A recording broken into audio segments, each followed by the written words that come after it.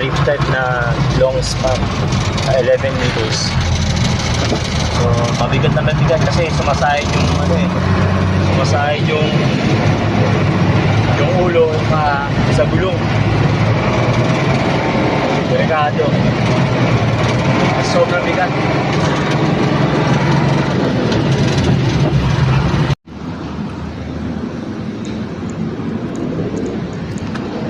Dis oras na ng gabi, dito tayo sa Alphamart. Kasi mamaya pa matatapos yung deliver namin dun kasi napakarami na, 68 pieces. Wala nyo, saan to? Sino naman makapagsabi ko saan to? Bibigyan ko na isang suntok.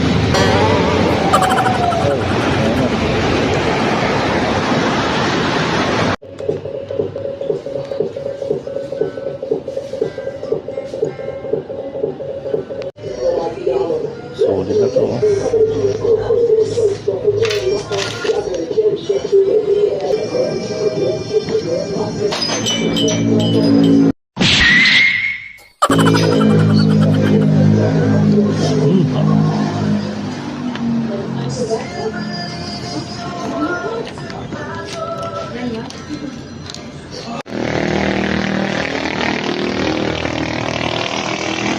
Tapos na ako kumain.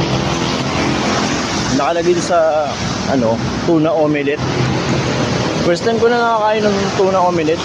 Tuna siya, yung parang giniling na isda ganun, tuna.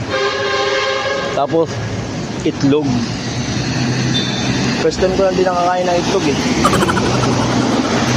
Hindi ko nga alam ano yung kulay dilaw. Omelette kung tawagin.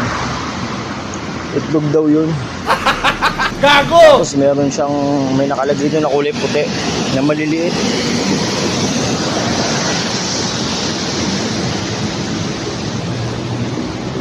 Rice daw yata yun.